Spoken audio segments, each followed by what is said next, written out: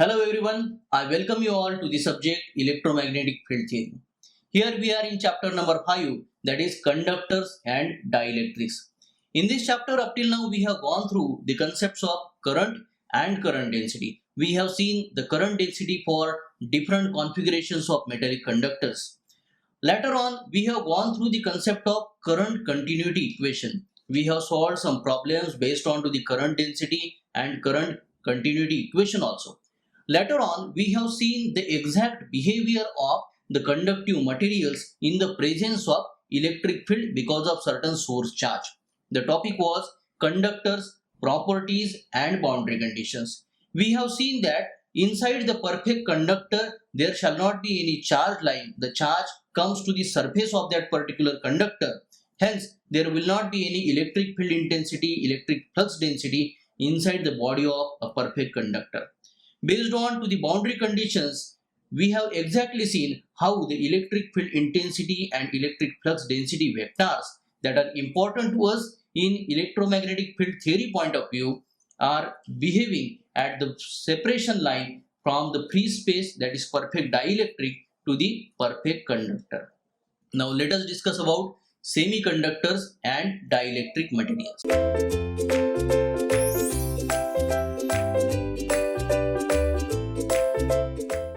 Friends, we classify the materials to be the conductors and dielectrics, but in between the conductors and dielectrics we have semiconductors.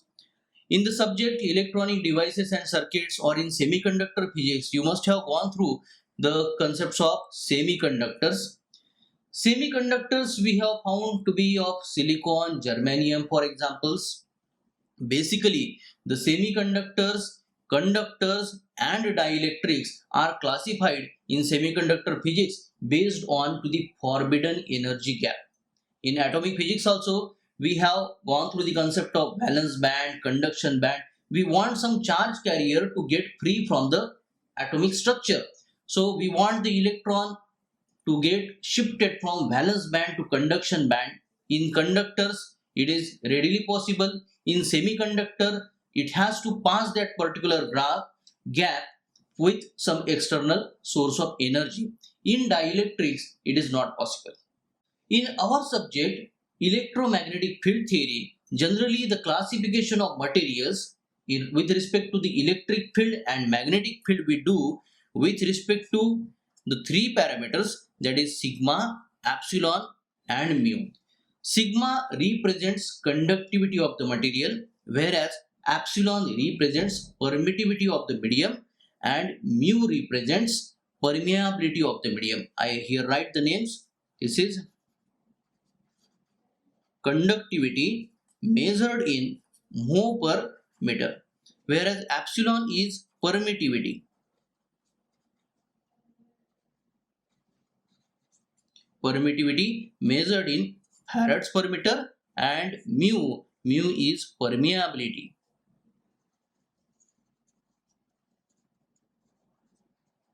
Permeability of the medium measured in Henry per meter.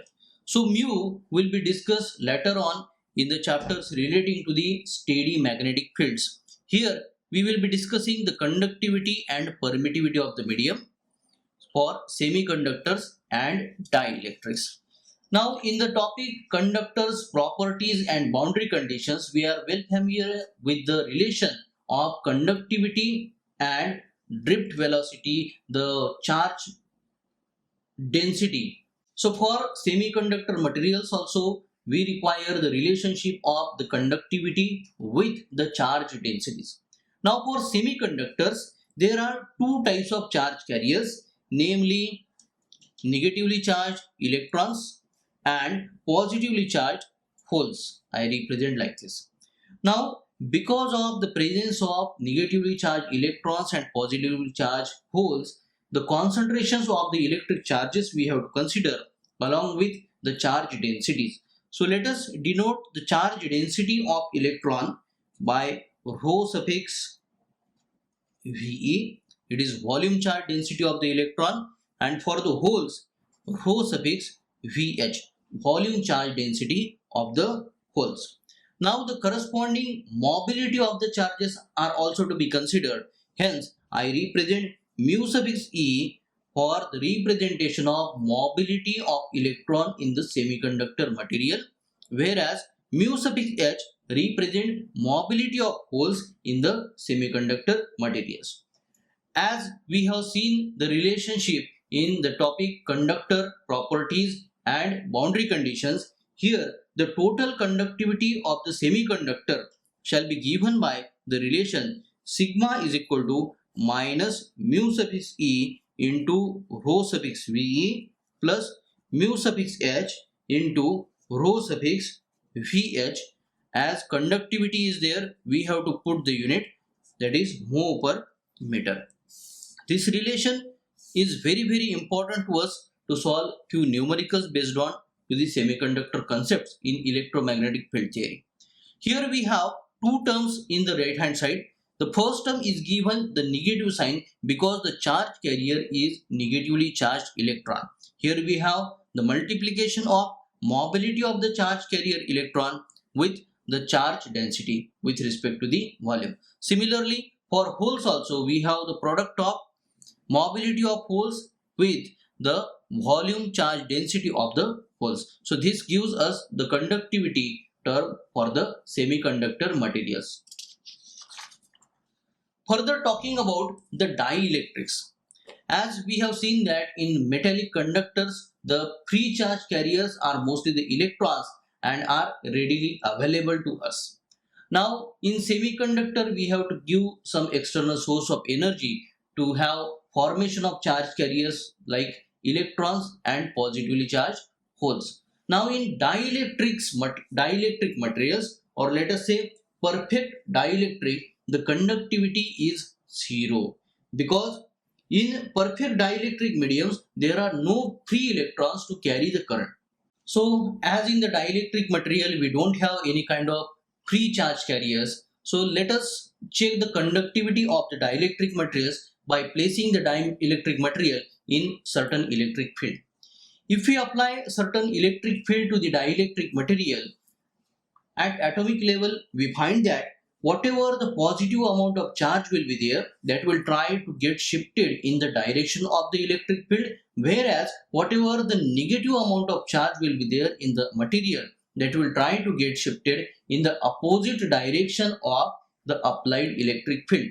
Hence, this shows us the formation of electric dipole at atomic level. We have seen the concept of electric dipole in one of our last chapter.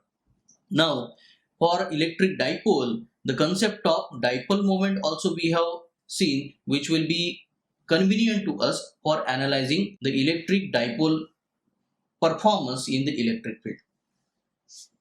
So electric dipole moment at the atomic level we have represented by small p bar given by q into d bar.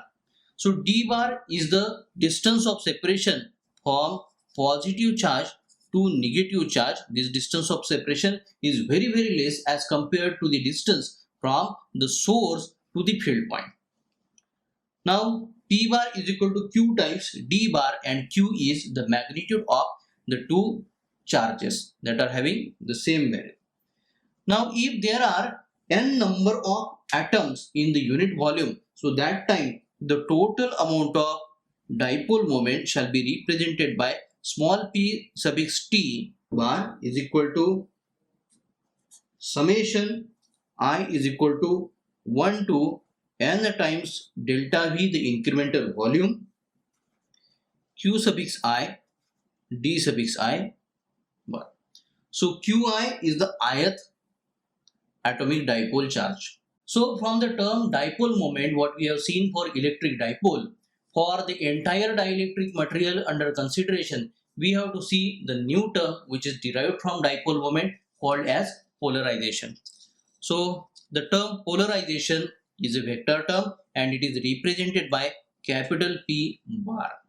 The term polarization is for the entire dielectric material and defined as the total dipole moment per unit volume at the point in the dielectric. Hence, we can represent the dipole polarization capital P bar is equal to limit delta V, which is incremental volume, tends to 0. The total dipole moment represented by small p suffix t upon delta V. So it shall be given by limit delta V tends to 0, 1 upon delta V. Here we have the summation, that is I is equal to 1 to n times delta V,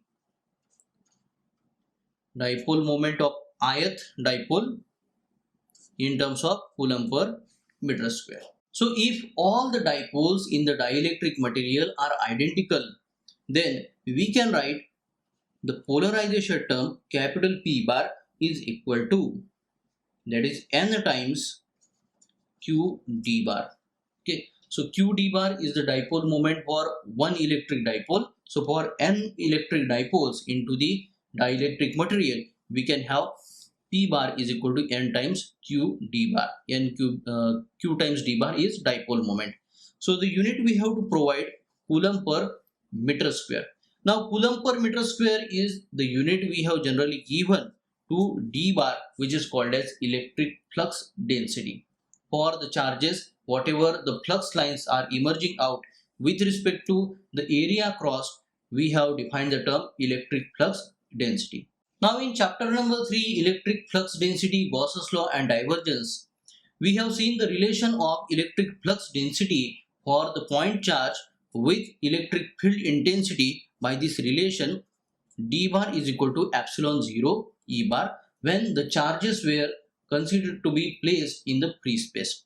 Now if the medium is any dielectric medium, so that time we have to modify this relationship. We have to add for any dielectric medium its polarization term. So d bar will be equal to epsilon 0 times E bar plus P bar, that is polarization for the particular dielectric material. Now this polarization term is having relationship with the electric field intensity given by the relationship, that is Xe epsilon 0 times E bar, where this term is called as susceptibility of the dielectric material, which indicates the how much dielectric can be polarized in effect of the applied field. Hence the new relation we shall be writing, that is d bar is equal to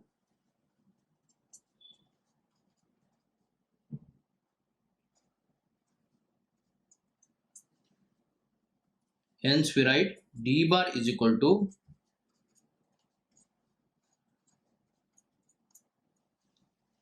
here this bracket term is called as relative permittivity. Relative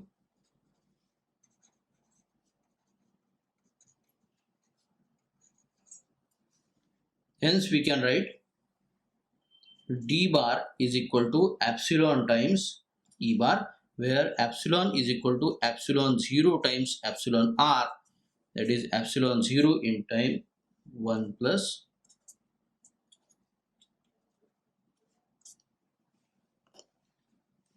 So these are the important things for the semiconductor and dielectric material with the subject electromagnetic field theory point of view. Thank you.